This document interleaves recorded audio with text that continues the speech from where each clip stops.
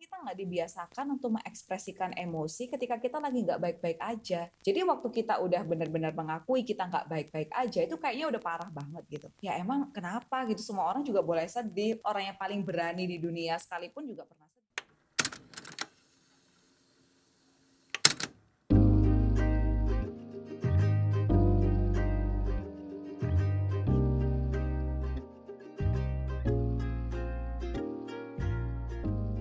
Hai guys, selamat datang kembali di podcast #Zona Aman bersama gue JP. Dan gue Sheryl. Dan di sini kita akan bahas seluk-beluk dari isu kesehatan mental sendiri. Jadi kita udah episode kedua nih Sher, gimana nih? Iya, episode 2. Akhirnya mungkin kita terima kasih dulu ya buat teman-teman di rumah atau dimanapun kalian berada. Makasih banget udah dengerin episode 1 kita yang kontroversial itu. Super kontroversial sih itu menurut gue. Wah, terima kasih buat teman-teman yang udah dengerin. Nah, kita balik lagi nih di episode 2 dengan topik yang gak kalah menarik. Dan tentu saja sangat penting sih menurut gue, Jep. Karena gue juga sering banget, bahkan nanya ke diri gue sendiri, kayak kapan sih kita harus ke psikolog gitu. Bener banget sih. Dan pasti teman-teman dari rumah tuh udah penasaran banget dari episode pertama. Maksudnya itu udah bener-bener di urgensinya udah kerasa lah ya dari episode pertama. Orang-orang kayak bukan masalah agama, tapi ke professional help. Tapi professional help itu apa? Bedanya psikolog psikiater itu apa? Maksudnya kita akan tanya-tanya lebih lanjut sama pro-nya pasti ya share di sini ya. Iya, kita nggak sendiri untungnya. Kayaknya kalau nggak fix banget konspiratif sih. Nah, mungkin kita sapa dulu kali ya bintang tamu kita yang spesial hari ini. Halo Kak Elis. Hai. Halo JP, halo Sheryl. Halo Kak Elis. Thank you banget udah diajakin gabung. Kita yang thank you loh Kak. Apa kabarnya Kak Elis? Baik, tapi kayaknya baik itu is a overstatement gitu ya. Mungkin dalam kondisi sekarang ini bisa bilang I survive aja udah bagus gitu ya. Ya itu udah bagus. Tapi aku juga sering bingung kalau misalnya ditanyain apa kabar, ya baik, tapi ya udah biasa-biasa aja gitu kan sebenarnya. Wah bener sih. Iya, dan sebenarnya kita udah mengalami berbagai banyak perubahan kan sejak awal pandemi sampai sekarang. Jadi wow, we survive gitu. Jadi ya mungkin itu arti baik. Sekarang kalau tanya kabar tuh arti baiknya tuh itu gitu. Mungkin Kak Elis bisa kenalan lebih lanjut kayak Kak Elis adalah psikolog yang berbasis di mana Kak, di Surabaya ya? Iya, aku di Surabaya. Makanya seneng banget nih diundang sama JP sama Sheryl. Padahal kita kayak beda kota, lumayan jauh ya. Tapi berkat pandemi. Nationwide. Iya, bener. Terus kayak sekarang bisa ketemu di platform ini. So terima kasih banyak. Jadi aku psikolog klinis yang berpraktek di Surabaya dan juga berpraktek di online. Hari ini mau bahas isu kesehatan mental nih sama Sheryl sama JP. Wow. Nah, di episode ini kita akan bahas tentang lebih ke bantuan profesional, yaitu gambarannya gimana, kapan harus ke sana, dan tips-tips kayak gimana sih caranya kita bisa dibantu bersama professional help itu. Nah, mungkin dari kalian sendiri bisa kasih kayak observasi kayak, karena stigma-stigma yang sering kita dengar nih, kayak kalau ke professional help tuh artinya udah parah banget ya, atau apakah kita nggak punya teman atau keluarga yang bisa dipercayain sampai kita harus ke orang lain dan dibayar gitu untuk berkeluh kesah. Menurut Kak Elis gimana nih Kak? Oke, nah sebenarnya untuk stigma-stigma yang seperti ini kita tuh nggak bisa full menyalahkan masyarakat gitu kan. Karena apa sih? Coba kita pikir ulang gitu kan, waktu kita kecil dulu, sering nggak sih kita dibilang kayak nggak boleh nangis gitu. Anak kuat itu nggak boleh nangis, anak kuat itu nggak boleh sedih. Terus misalnya seiring kita bertambah gede, kita terus dapat kayak kalimat-kalimat, ah gitu aja kok nggak bisa sih, atau gitu aja kok sedih misalkan, cuman gitu doang kok, ayo pasti bisa. Terus kayak kita juga sering dikasih tahu kalau misalkan cari bantuan atau cerita masalah kita ke orang tuh tabu, kita harusnya bisa menyelesaikan sendiri. Akhirnya perkataan-perkataan seperti ini nih membuat kita enggan untuk mengakui bahwa kita ini sebenarnya dalam posisi butuh bantuan dan kita ini butuh pihak lain yang lebih netral untuk melihat masalah kita gitu. Jadi sebenarnya stigma terbentuk dari pemahaman-pemahaman yang seperti itu yang terus diturunkan dan kita hidup dengan pemahaman yang seperti itu bahwa kita harus jadi orang yang kuat, bisa menyelesaikan masalah kita sendiri. Akhirnya ya kita berusaha untuk jadi to stand strong alone gitu tanpa kita melibatkan orang lain. Wah, itu juga sebenarnya gak salah sih, karena aku juga kayak dikasih tahu kayak gitu, kayak gak boleh nangis gitu kan, kayak untuk membicarakan kalau misalnya kita lagi sedih atau lagi susah tuh sepertinya hal yang tidak dianjurkan gitu ya. Jadi dari subconscious kita dari kecil udah ditanamin kayak gitu. Iya gue setuju sih, karena gue dari kecil juga digituin, maksudnya kayak sesimpel kayak tadi sih, kayak kalau misalnya kita ngomong apa kabar, misalnya kita job baik, oh Ya udah baik. template Tapi gitu sebenarnya ya. kayak, maksudnya sebenarnya kita kayak ya udah be aja gitu sih. Iya. Karena kayak maksudnya aside from the masalahnya ternyata masalahnya bukan masalah psikologi, tapi ternyata masalahnya jauh lebih kompleks. Maksudnya kesadaran akan ketika professional help tuh maksudnya sangat-sangat gimana ya Kak, kayak sangat-sangat kecil gitu loh Kak, sebagai cara buat kayak ngeringanin gangguan kesehatan mental itu sendiri sih Kak, kayak kalau menurut aku kayak gitu. Tapi Kak, kalau ngomongin soal kayak professional help nih Kak, kan kita udah masuk udah dive in nih, maksudnya sebenarnya apa sih Kak kayak misalnya red flags dari kalau misalnya yang nunjukin kalau misalnya kita tuh bener-bener membutuhkan professional help, kayak apakah kita harus bener-bener sakit dulu nih untuk kayak ke psikolog, atau misalnya kita ternyata nggak harus sakit dulu nih kalau misalnya kita mau ke psikolog, itu kayak gimana Kak? Oke. Nah, tadi aku mau menanggapi yang pertama dulu yang kamu bilang, Jeb. Jadi kayak seolah-olah kalau misalkan kita, mau ke psikolog itu kayak, Mhm. apakah itu udah parah banget kayak gitu kan, apakah itu udah masalahnya itu berat banget. Nah, kesulitannya itu ya memang kita ini juga, unfortunately gitu kan, kita tuh ada di budaya di mana, kayaknya kalau being vulnerable itu adalah something wrong gitu loh. Kita tuh nggak boleh terlihat nggak baik-baik aja. Kita tuh harus terlihat baik gitu kan. Makanya kalau misalkan kita terus untuk mengakui bahwa saya itu lagi nggak baik-baik dan bahwa Mhm. saya lagi butuh bantuan, itu beratnya tuh minta ampun gitu loh. Apalagi kita Mhm itu mhm. kayak hidup di budaya keluarga di mana ekspresi emosi itu dibatasin. Terus kita tuh nggak bebas untuk ngobrol tentang feelings kita gitu kan. Misalkan sedih malah dibilang, nggak boleh sedih, kok sedih sih? Ya emang Mmm. emang kenapa gitu, semua orang juga boleh sedih. Bahkan orang yang paling berani di dunia sekalipun juga pernah sedih kan gitu sebenarnya. Itu yang pertama. Jadi anggapannya kalau misalkan udah cari bantuan tuh jadi parah banget, jadi nyambung kan sama Mmm. pertanyaan yang kedua. Karena kita nggak dibiasakan untuk mengekspresikan emosi ketika kita lagi nggak baik-baik aja. Jadi waktu kita udah benar-benar mengakui kita nggak baik-baik aja, itu kayaknya udah parah banget gitu. Padahal kalau misalkan yang berpraktik sendiri, yang berkecimpung sendiri di dunia kesehatan mental, mungkin ya sebagian besar pasien yang datang ke kita itu adalah orang-orang yang aware, bukan orang-orang yang sakit ya. Tetapi orang-orang yang aware bahwa mereka itu butuh untuk functioning well dalam pekerjaannya, dalam relasinya, sehingga sebelum masalah itu mengganggu mereka, mereka sudah bisa melakukan serangkaian tindakan preventif gitu, supaya nggak harus ada red flags itu sendiri. Mmm. Mungkin ya tanda-tandanya ketika kita mulai tidak termotivasi untuk bekerja, terus kita mulai merasa terganggu nih relasi kita sehari-hari, itu sebenarnya sudah tanda-tanda di mana kita bisa untuk mulai seeking for help. Seperti itu. Jadi sebenarnya kita punya limitasi dalam kapasitas kita sendiri, Mhm. makanya butuh bantuan orang yang netral dan seperti yang Kakak bilang tadi, maksudnya punya latar belakang kesehatan mental gitu ya, Kak? Sebenarnya kalau namanya butuh bantuan itu kan nggak harus professional help. Mhm. Tetapi mungkin di sini kita akan bicarain apa sih perbedaan dengan kita curhat ke orang Mhm. lain gitu ya, kan sama-sama Mhm seeking mhm. help nih, dengan kita tuh cari professional help gitu ya. Nah, yang membedakan itu seperti ini. Yang namanya professional help itu yang pertama yang pasti punya background pengetahuan yang setidaknya cukup memadai lah ya. Mungkin nggak expert-expert banget karena kan jangkauan mental health itu luas banget gitu ya. Tetapi punya, knowledge yang, cukup untuk bisa benar-benar membantu, para kliennya untuk memahami sebenarnya apa yang terjadi sama dirinya. Mhm. Itu yang pertama. Lalu yang kedua, dinamakan profesional karena kita tahu batasan kita, limitation kita. Misalkan ada psikolog yang ekspertisnya di bidang, kenakalan remaja gitu. Ada juga yang di bidang seksualitas, ada juga yang di bidang marriage gitu. Mhm. Ketika orang yang di bidang kenakalan remaja dapat klien yang membutuhkan bantuan di bidang marriage, seorang yang profesional akan merefer ke orang yang lebih kompeten. Tetapi kalau kita curhat sama misalkan sesama teman atau sesama ibu-ibu, ya kan mereka cuma punya knowledge-nya karena pengalaman mereka sendiri. Mhm. It might help untuk kita bisa sharing informasi.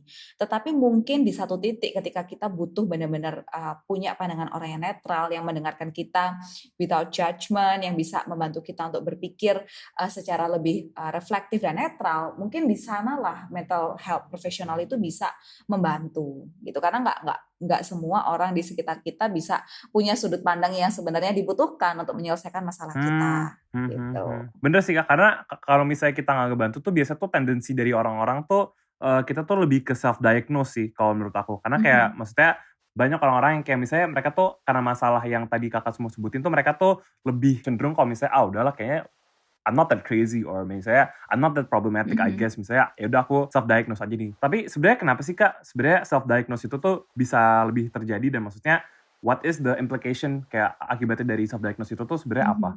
Oke, bicara tentang self-diagnose ini sebenarnya nggak cuma terjadi di perkara mental health gitu kan. Kita aja ya, bahkan aku sendiri, itu kan misalkan kita ngerasa pusing atau sakit perut gitu. Terus kita tuh Google gitu kan, gejala pusing di malam hari. Nah itu tuh ada tuh penyebabnya ya dalam satu website gitu ya. Mulai dari kita pusing karena kurang minum, sampai pusing karena kanker. Itu semua tuh ada gitu loh. Jadi, Panik. terus kayak kita mulai menduga-duga, aduh ya ini jangan-jangan aku ada apa namanya, ada radang saput otak. Kalau padahal ya mungkin kita kayak kurang istirahat aja kayak gitu kan. Nah, sama halnya dengan mental health. Sebenarnya kita tuh manusia tuh punya keinginan ya, kecenderungan untuk pengen ngerti apa yang terjadi sama diri kita sendiri gitu kan. Makanya kenapa kita kadang-kadang kayak ngambil tes-tes personality karena kita pengen tahu what's happening to me. Sehingga kita juga googling simptom-simptom yang kita rasain. Itu sebenarnya nggak apa-apa untuk kita googling supaya kita aware gitu loh, kita ini sebenarnya sedang ngerasain apa. Tetapi kalau terus itu dilanjutin jadi self-diagnose, bahayanya adalah yang pertama, mungkin aja kita itu mendiagnosisnya tidak tepat. Karena panduan diagnosis itu banyak banget dan dengan simptom yang sama tuh bisa mengarah ke diagnosis yang berbeda. Tergantung banget sama kayak triggernya tuh apa, pola kemunculannya seperti apa, kayak gitu. Tuh yang pertama. Yang kedua, takutnya kita malah confirmation bias. Merasa kita punya kondisi tertentu, padahal ya maybe kita nih orang yang kurang produktif, kurang berdaya, sehingga kita nih ngerasa kayak nggak well-being sehari-hari gitu kan. Tetapi terus kita kayak gara-gara baca terus, aduh ternyata aku orangnya OCD loh. Ternyata aku orangnya depresi loh. Jadi menjustifikasi sendiri kondisi diri kita padahal belum tentu itu justifikasi yang betul. Nah, confirmation bias ini kan bahaya banget gitu. Bahaya Jadinya sih, kayak iya. jadi excuse kita dalam menghindarkan tugas sehari-hari, misalnya seperti itu. Jadinya kita juga menghindar dari mengenal diri kita sendiri, terus habis itu nggak bisa diringanin gitu ya Kak gejalanya? Lebih ke ini sih, jadinya kayak kurang mendapatkan bantuan yang efektif gitu kan. Karena kita berusaha untuk mencari tahu sendiri dan belum tentu itu benar gitu kan. Sebaliknya, kalau misalkan kita melibatkan pihak netral, pihak profesional, itu mereka akan punya framework cara bekerja yang lebih tertata gitu. Gimana caranya kita bisa sampai ke satu diagnosis itu perjalanan yang nggak singkat. Kita harus benar-benar melihat riwayat kehidupan seseorang gitu, kayak di keluarganya apakah ada sesuatu yang terjadi, dalam relasinya sekarang bagaimana dia melihat dirinya, bagaimana melihat orang di sekitarnya, bagaimana cara dia persepsikan berbagai masalah dalam kehidupannya, itu semua berpengaruh ke cara berpikir kita gitu. Jadi banyak hal yang akan dipertimbangkan oleh seorang profesional untuk memberikan diagnosis kepada kliennya. Jadi sebenarnya kalau misalnya kita udah merasa kayak ada sesuatu yang mengganjal gitu, atau misalnya ada hambatan-hambatan untuk kita dalam apa sih, kayak menjalani hari-hari, itu sebenarnya udah salah satu tanda kita perlu satu bantuan gitu ya Kak? Jadi sebenarnya kondisi mental health, jadi kan ada definisi mental health ya. Nah itu sebenarnya kalau masyarakat awam biasanya berpikir orang yang sehat mental itu ya nggak punya patologi. Jadi kayak seolah-olah mental health is just the absence of pathology gitu. Padahal kalau kita lihat definisi aslinya, mental health itu nggak sekedar oh aku nggak depresi, aku nggak halusinasi, nggak sekedar itu. Tetapi mental health itu juga bicara tentang bagaimana kita bisa functioning well dalam kehidupan sehari-hari. That's right. Misalkan, apakah kita bisa berdaya sehari-hari, merasa oke dengan pencapaian kita gitu kan? Apakah kita termotivasi untuk tumbuh jadi orang yang lebih baik lagi? Terus apakah kita cukup puas dengan apa yang kita lakukan sehari-hari? Life satisfaction, wellness, terus motivasi untuk thrive, untuk bertumbuh, untuk bangkit dari kegagalan. Itu juga menentukan kesehatan mental seseorang. Jadi bukan cuma aku nggak sakit makanya aku sehat. Tetapi dengan sehat ini apakah kamu olahraga gitu kan misalnya, apakah kamu makan sehat. Nah itu juga berlaku dengan mental kita juga gitu. Nah kalau misalnya kita udah nentuin nih Kak, ternyata sepertinya aku butuh bantuan deh. Maksudnya aku punya limitasi dan kayak nggak bisa menghadapi hambatan itu sendiri. Kira-kira kan kita awam nih, kita biasa kecampur gitu Kak antara psikolog dan psikiater. Emang bedanya apa sih? Oh, oke. Bener-bener. Iya iya, emang agak membingungkan ya, karena kan, ini bidang kerjanya itu agak mirip ya, bukan sama, tapi mirip gitu kan, dua hal ini. Nah, perbedaannya tuh yang pertama mereka tuh beda di segi background pendidikannya. Jadi kalau misalkan psikiater itu, background pendidikannya itu kedokteran, yang mana mereka tuh mempelajari yang namanya anatomi tubuh manusia gitu kan, terus mempelajari, hormon, sistem syaraf, mereka juga punya wewenang untuk memberikan prescription obat. Itu adalah psikiater. Sedangkan psikolog, background pendidikan mereka itu dari pendidikan psikologi, di mana mereka itu mereka belajar anatomi, tetapi mereka tidak belajar physical examination. Kita nggak bisa periksa badan seseorang. Kalau misalkan ternyata orang itu punya gejala gangguan tertentu yang ada dampak ke psikologisnya, tetapi fisiknya juga bermasalah, di sana kita nggak bisa melakukan examination. Dan kita tidak bisa memberikan obat kepada klien. Yang bisa diberikan adalah psikoterapi melalui talking therapy ya, counseling. Pendekatannya macam-macam. Ada yang play therapy kalau untuk anak-anak. Ada juga yang CBT, cognitive behavior therapy, itu yang banyak sekali dipakai dan efektif untuk membantu kasus-kasus klinis gitu. Nah, perbedaan yang keduanya adalah cara framework bekerjanya gitu ya. Kalau misalkan psikiater itu biasanya akan memberikan terapi obat untuk membantu seseorang ini bisa lebih tenang, well adjusted ya, maksudnya dalam kondisi tubuh yang sudah terregulasi dengan baik sehingga dia bisa kita ajak ngobrol, bisa kita lakukan treatment. Sedangkan psikolog kalau misalkan kliennya datang dalam kondisi depresi berat atau anak gitu ya hiperaktif banget, atau kalau misalkan orang halusinasi masih gaduh gelisah, kita pasti akan merujuk ke psikiater dulu. Kalau misalkan dia sudah diberikan obat dan tubuhnya sudah lebih tenang dan siap menerima talking therapy, baru kita akan lanjutkan treatmentnya. Jadi sebenarnya dua profesi ini walaupun mereka berbeda, tetapi saling bekerja sama kok. Jadi dua-duanya sama-sama bisa membantu gitu. Jadi bisa ya Kak, kita ke psikolog dan psikiater dalam waktu yang bersamaan atau gimana? Nah, untuk mencari bantuan sebenarnya kalian boleh pergi kemanapun. Entah ke psikiater dulu, atau ke psikolog dulu, atau ke terapis dulu. Misalkan buat teman-teman yang baru punya anak kecil, terus butuh, kok anakku rasanya speech delay, itu ke terapis dulu juga nggak apa-apa. Nantinya, para pihak profesional ini kan punya namanya itu ethical conduct dalam bekerja kan. Kita punya yang namanya kode etik. Kalau misalkan ternyata kita merasa kita tidak cukup ekspertis di dalam bidang yang kita tangani, kita toh akan merefer. Misalkan ternyata klien yang datang ke psikolog ini masih butuh terapi obat, kita toh akan merefer ke psikiater. Demikian pula, kalau misalkan psikiater itu merasa, oh klien ini butuh more than just a medicine, tetapi klien ini butuh untuk dipantau dalam kesehariannya, butuh untuk dikembalikan ke masyarakat supaya bisa berfungsi dengan baik, dia juga akan merefer kliennya ini ke psikolog. Jadi apapun permasalahannya, yang penting adalah seek professional help dulu. Yang namanya profesional itu kan juga punya limitation dan punya data listing referralnya. Jadi kita akan bicara apa adanya, misalkan, oh ternyata kondisimu ini lebih cocok ke helper di bidang ini.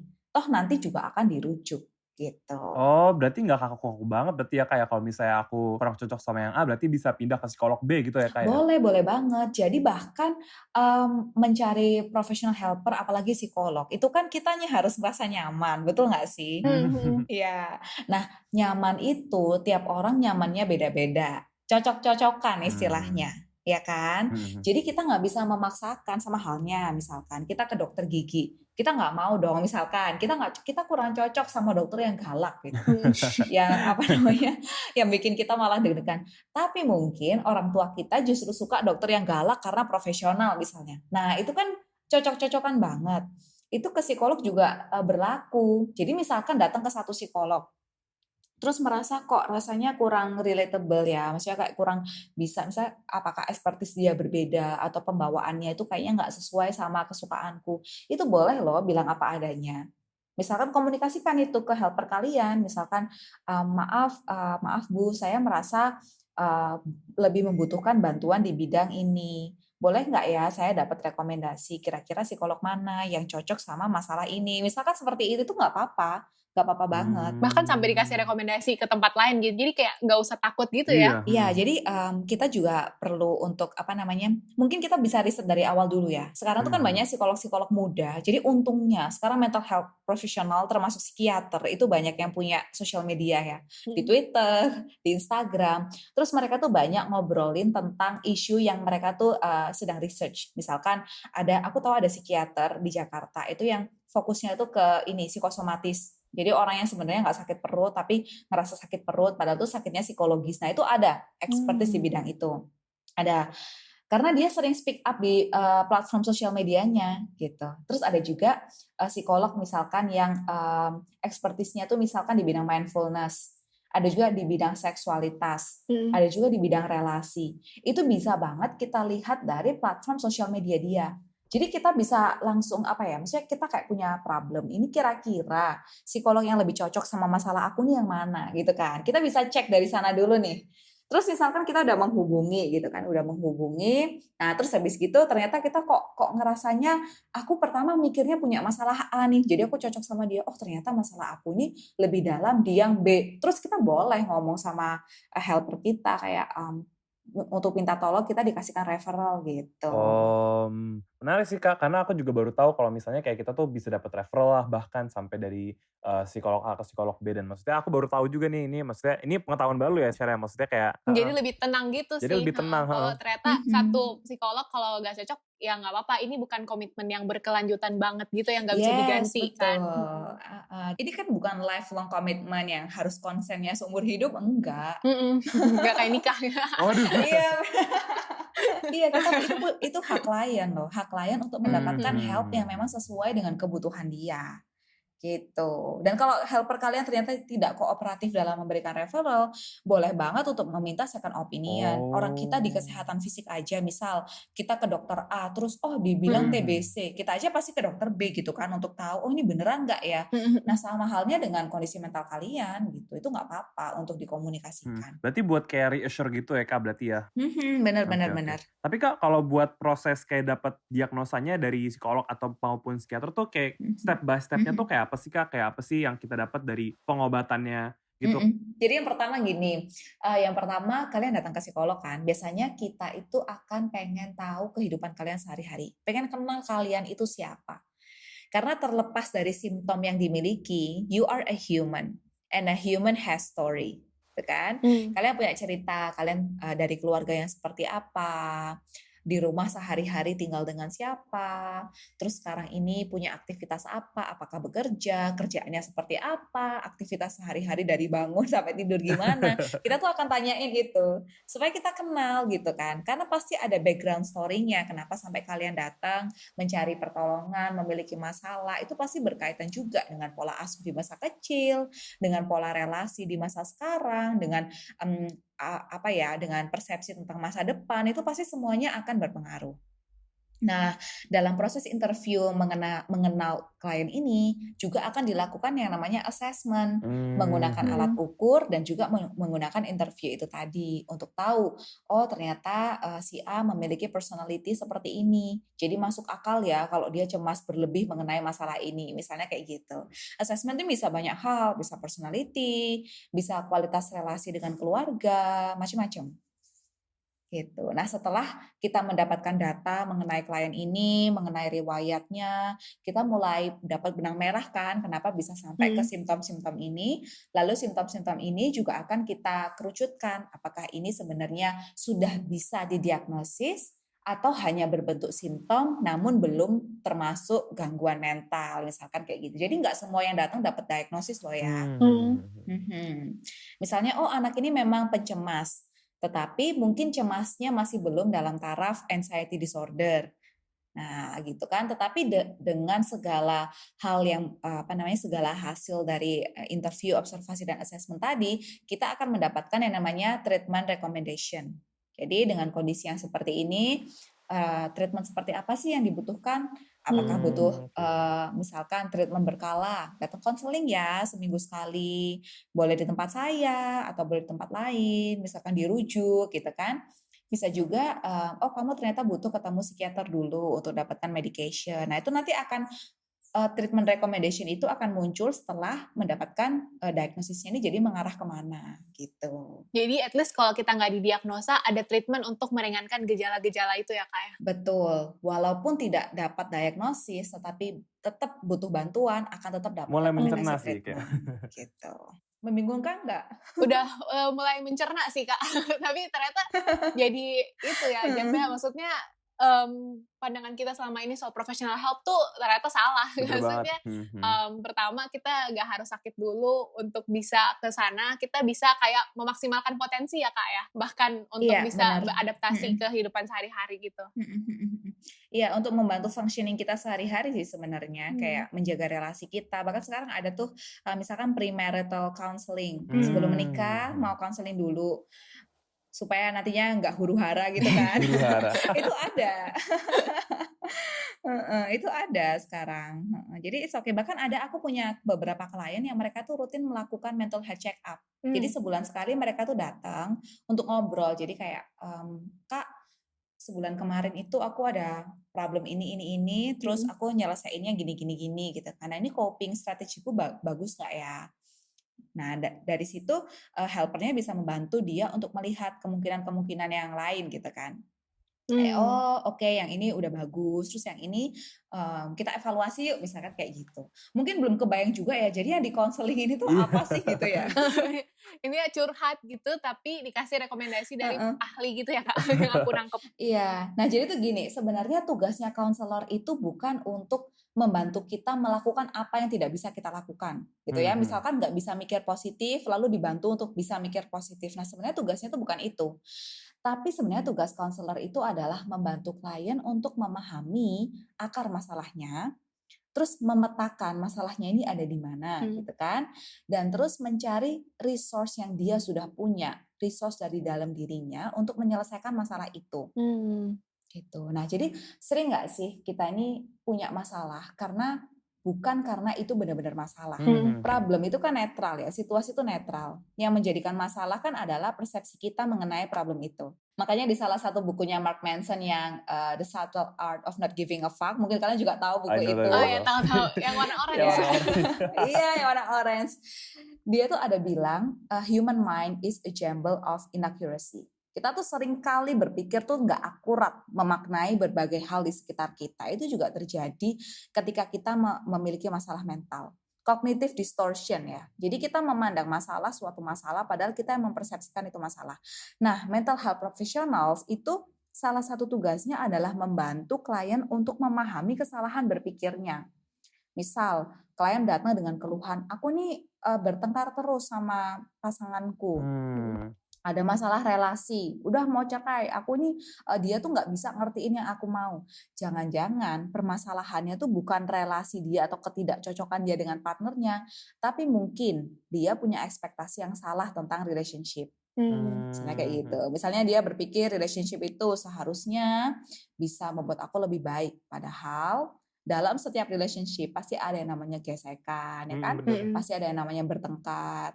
Bahwa menjadi seseorang yang lebih baik itu bukan berarti the absence of the problem, tetapi gimana cara dia cope dengan itu. Nah, di sini tugasnya adalah kita membantu klien untuk melihat berbagai macam perspektif untuk menyelesaikan masalah dia. Oh, kayak gitu. Kita kan udah ngobrol nih Kak dari tadi, kayak kita tuh udah ngobrol dari sisi individualnya nih, dan maksudnya kita udah ngomongin kalau misalnya kayak tadi Sheryl bilang, ternyata pengetahuan aku dan Sheryl selama ini tentang profesional itu salah, ternyata itu tuh nggak sekaku itu, dan ternyata itu tuh gak harus orang tuh sakit dulu, dan kita tuh kalau misalnya kita pilih psikiater, kita tuh nggak usah takut salah pilih gitu lah ya Kak, karena mental health tuh bukan soal orang sakit, tapi maksudnya itu soal gimana sih kayak kita berfungsi sehari-hari gitu Kak. Nah, itu semua kan tadi stigma-stigma yang udah kita coba dismantle di podcast ini Kak. Nah, kalau misalnya dalam usaha untuk gimana ya, mencegah stigma ini untuk menyebar atau misalnya untuk mendismantle stigma itu di masyarakat, kira-kira caranya tuh kayak gimana sih Kak? Oke, nah ini sebenarnya tugas kita bersama ya, kita generasi muda di mana kita masih punya ide-ide kreatif untuk mengedukasi masyarakat. Bahkan aku juga senang sekali ada platform Zona Aman, terus Shine, IDN yang kalian buat. Itu sungguh apresiatif karena berarti kalian membantu para profesional terhubung dengan masyarakat di sekitar. kan gitu. Jadi bermanfaat buat masyarakat dan juga buat mental health professionals-nya. Untuk apa? Menyuarakan kepada mereka untuk aware bahwa kondisi kesehatan mental itu sama pentingnya dengan kesehatan fisik. Kalian bekerja dalam posisi lagi patah hati atau lagi berduka, itu sama nggak enaknya dengan kalian bekerja dalam posisi kalian lagi sakit gigi.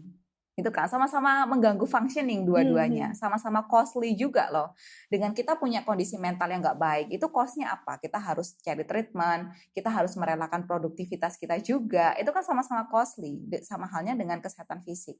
Ketika keduanya ini bisa disetarakan, maka masyarakat mulai akan lebih terbuka bahwa datang ke profesional mental health helper itu sama halnya dengan kalian pergi ke dokter gigi misalnya, pergi ke dokter untuk check up kesehatan. Karena ya belum kebayang sih memang untuk di beberapa orang. Ada beberapa orang tuh yang nanya karena tahu aku terima klien gitu ya, yang nanya gitu, Elisa kalau orang-orang datang ke tempat kamu itu modelan mereka tuh kayak apa sih gitu. Terus aku mau tanya kayak, hah maksudnya? Ya maksudnya mereka tuh kayak apa? Apakah terus yang maksudnya kayak anak-anak yang bentukannya tuh kayak apa? Terus aku bilang, loh ya kayak anak-anak pada umumnya yang kamu lihat di sekolah-sekolah gitu. Mereka gak kenapa-napa. Jadi ya yang datang ke kita itu ya orang-orang yang justru aware untuk mereka jadi lebih baik lagi. Kayak kan orang itu ada yang sampai mesenin aku, hati-hati loh kamu kalau praktek nanti dipukul sama orang misalkan. Waduh. Mungkin mereka kayak kebayangnya kayak orang yang di jalanan atau kayak seperti itu. Padahal enggak sama sekali. Jadi datang ke psikolog atau psikiater itu sama halnya lagi check up kesehatan fisik gitu loh. Jadi mereka kondisi fisiknya ya bener-bener aja kayak orang pada umumnya gitu. Cuman pengen dibantu supaya mental mereka lebih baik. Anyway, mental itu kan kayak pikiran, perasaan, dan perilaku yang selaras. Maka kalau kita udah stres terus perilaku kita nggak selaras, misalkan kita harusnya kerja tapi kita malah mager berkepanjangan, itu kan juga udah tanda-tanda kita tuh nggak optimal dalam hidup kan. Itu kalau misalkan mau dimintakan sudut pandang dari profesional supaya bisa membantu functioning kita sehari-hari itu udah bisa juga gitu. Jadi buat Sheryl, buat JP, kita sangat encourage kalian ya untuk terus berkarya, terus mengedukasi masyarakat. Iya, makasih ya Kak udah dipromosiin banyak. tadi sekilas. Nah sebenarnya kita udah belajar banget sih Jap. Kalau mau bisa 2 jam kita ngobrol sama Kak Elis bakal gue jabanin terus nih karena ternyata banyak banget yang bisa digali. Bener banget, kayak ternyata kita tuh gak harus sakit dulu, terus kita tuh gak usah takut salah pilih mau psikolog psikiater, udah yang penting pede aja dulu karena ternyata sistemnya tuh se-fleksibel itu. Terus kita belajar banyak banget sih, kayak kalau milih psikiater tuh cocok-cocokan kali ya, maksudnya kita tahu maksudnya ada yang lebih cocok sama mungkin anak-anak yang lebih muda, kita bisa cek lewat social media juga. Wah belajar banyak banget sih, thank you banget nih Kak Elis udah mau sharing soal pengetahuan Kak Elis hari ini. Mungkin kalau misalnya bener kata Sheryl, kalau misalnya kita ada waktu lebih kayak buat ngomong 2 jam, wah kita jabarin sih Kak, kita bakal ngobrol sampai bablas, sampai besok juga bisa sih Kak. Thank you banget Kak Elis. Mungkin Kak Elis ada pesan-pesan terakhir mungkin sebelum kita close podcastnya. Oke. Ya, aku paham menjadi vulnerable itu bukan situasi yang mudah buat sebagian besar orang ya. Kita hidup dalam kondisi di mana kita diminta kuat, di mana kita diminta bertahan menghadapi masalah. Tetapi saat kita mau untuk menjadi vulnerable dan kita melibatkan orang lain untuk mengintervensi masalah kita, sebetulnya itu menunjukkan keberanian kita. Itu nggak menunjukkan bahwa kita tuh lemah, tetapi itu menunjukkan bahwa kita adalah orang yang mau menerima kondisi yang kita alami dan kita mau bertumbuh dari sana. Jadi mencari bantuan tuh tidak menunjukkan bahwa teman-teman adalah penakut atau teman-teman adalah pengecut. Justru karena kalian berani, makanya kalian mencari bantuan, dan justru karena kalian mau bangkit, makanya kalian mau untuk diajak tumbuh bareng-bareng.